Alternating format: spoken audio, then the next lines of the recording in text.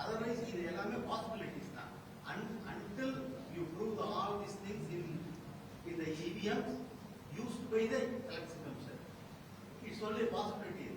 See, if I அதாவது இந்த election commission use பண்ணக்கூடிய சாஃப்ட்வேர் கோட வெரிஃபை பண்றதுக்கு ஒரு இண்டிபெண்டன்ட் வெரிஃபிகேஷன் கமிட்டி இருக்கு.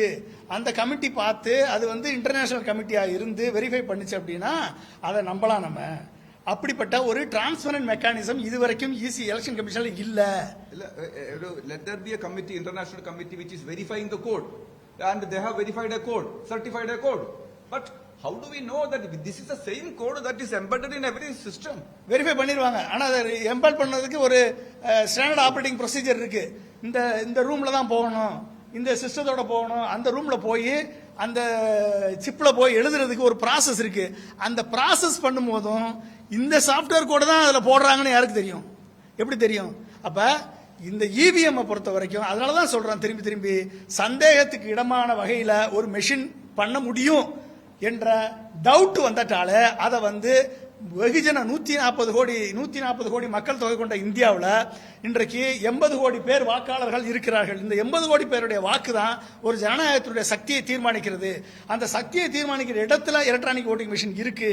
அப்ப அது வந்து சந்தேகத்துக்கிடமான வகையில் இருந்தால் அதை வந்து யூஸ் பண்ணக்கூடாது, அதை ஆத்தென்டிகேஷன் இருக்கணும் என்றுதான் நம்ம கேட்கிறோம்.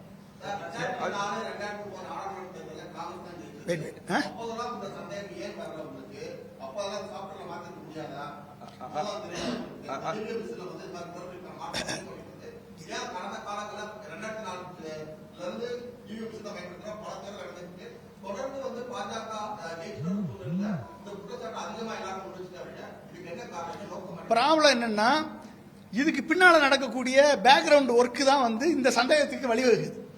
எப்படி வழிவகுக்குது அப்படின்னா, நீங்க வந்து எலெக்ஷன் கமிஷனரை தேர்ந்தெடுக்கக்கூடிய பொறுப்புல இருக்கக்கூடிய சுப்ரீம் கோர்ட் நீதிபதியை தூக்கிட்டு உங்களுக்கு கீழே வேலை ஆகக்கூடிய அமைச்சரை ஒரு ஒன் ஆஃப் த ஆளை போடுறீங்க, அங்க ஒரு சந்தேகம் வருது. ரெண்டாவது, பெல்லில் இந்த இவிஎம் மேனுஃபேக்சர் பண்ணக்கூடிய பெல்லையும் இசிஐலையும் டைரக்டரை பிஜேபியினுடைய டைரக்டரை நீங்க அப்பாயின்ட் பண்றீங்க, ரெண்டாவது சந்தேகம் வருது. மூணாவது சந்தேகம், வாங்கின 17,30,000 மிஷின்ல 6.5 லட்சம் மிஷின் எப்படி ரிப்பேர் ஆகும்? அதுவும் ஒரு முக்கியமான தேர்தலை தீர்மானிக்கக்கூடிய எலக்ட்ரானிக் ஓட்டிங் மிஷின் எப்படி ரிப்பேர் ஆகும்? இது எல்லாமே இனிஷியல் காலத்தில் நடக்கல. விவிபேட்டை அத்வானி கேஸ் போட்ட பிறகுதான் விவிபேட்டை வந்தது. அந்த விவிபேட் வந்த பிறகு அதை 2019 நாங்க எல்லா தொகுதியிலையும் 10 லட்சம் தொகுதியில வந்து 10 லட்சம் பூத்து தான் இருக்கு. மொத்த பூத்து 10 லட்சம். உங்ககிட்ட இருப்பது 17,30,000 மிஷின் இருக்கு. அப்ப அந்த 2019 நாங்க டிக்ளேர் பண்ணுவோம், நாங்க வந்து விவிபேட்டை ஃபுல்லா டிப்ளாய் பண்ணுவோம்னு சொன்ன எலெக்ஷன் கமிஷன் ஏன் 20,000 பூத்துல மட்டும் டிப்ளாய் பண்ணாங்க? அதுல 5% என்னன்னா போது எங்களுக்கு டைம் டிலே ஆகும்னு சொல்லி எலெக்ஷன் கமிஷன் ஏன் சொன்னது? அப்ப அந்த 5% எண்ணி காமிச்சாங்களான்னா இல்ல. எதற்காக அந்த ஸ்லிப்பை விவிபேட் ஸ்லிப்பை 2 மாசத்துக்குள்ள எரிச்சிருங்கன்னு சொல்லி உத்தரவு போட்டாங்க. அப்ப ஒரு சந்தேகத்துக்கிடமான இத்தனை குற்றச்சாட்டுகளுக்கும்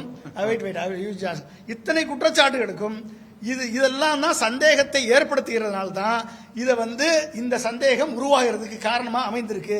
இதெல்லாம் இப்படிப்பட்ட ஒரு பேக்ரவுண்ட் வேலை, ஒரு இவிஎம் மாற்றக்கூடிய இவிஎம்ல சாஃப்ட்வேரை மாற்றக்கூடிய பேக்ரவுண்ட் வேலை அந்த காலகட்டத்தில் நடக்கல. ஏன்னா அது வந்து அப்படியே இருக்கக்கூடிய சிம்பிளா நீங்க ஏற்கனவே சொன்னதுபடி இந்த இவிஎம் ஆஸ் இட் இஸ் கரெக்டா ஒர்க் பண்ணும். ஆனால் மாற்ற முடியும் என்று சொன்னால் மாற்றுவதற்கு தெரியக்கூடிய ஒரு நாலேஜ் இருந்துச்சுன்னா இந்த இவிஎம் மாற்ற முடியும் என்ற சூழல்ல மாற்றுவதற்கான அனைத்து பேக்ரவுண்ட் வேலையும் பிஜேபி அரசு பண்ணியதால் தான் இப்ப அந்த டவுட் ஏற்பட்டிருக்கிறது.